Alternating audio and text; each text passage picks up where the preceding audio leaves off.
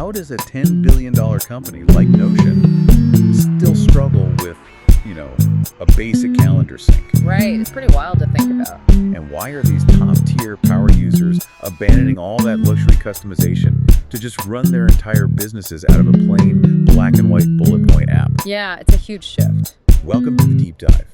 For you, the learner, we have assembled a massive stack of sources today. We really have deep forum threads, technical documentation, Software release notes, strategy frameworks, all of it.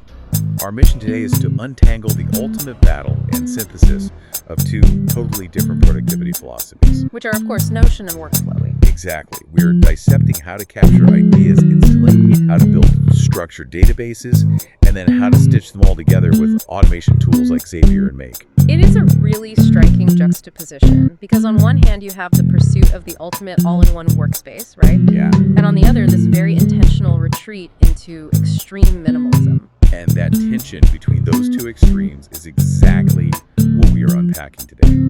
Okay, let's unpack this. We're going to start by looking at the psychology of how we actually capture information. Right, because there's a fascinating discussion happening on Reddit right now about this. Yeah, specifically users who are managing ADHD. They're comparing Notion, Obsidian, and Workflowy. And the consensus they've reached is, well, it's genuinely surprising.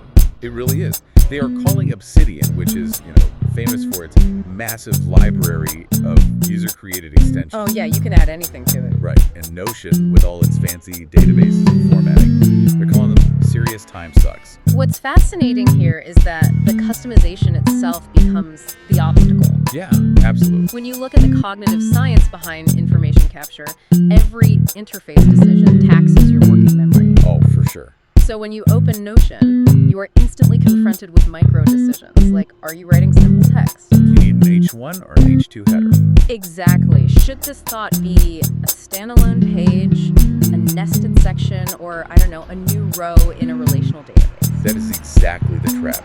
You go in to write down a quick thought about a project, and 10 minutes later you're like color coding a Kanban board. Which defeats the purpose of quick capture. Right.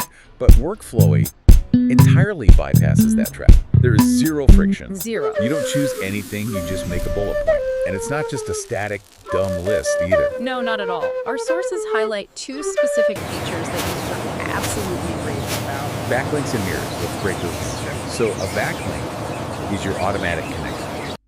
Say you're researching existentialism. Okay. You just create a backlink for that term, and suddenly the software builds a bibliography of everywhere you have ever mentioned existentialism across all your notes. Right, and some users are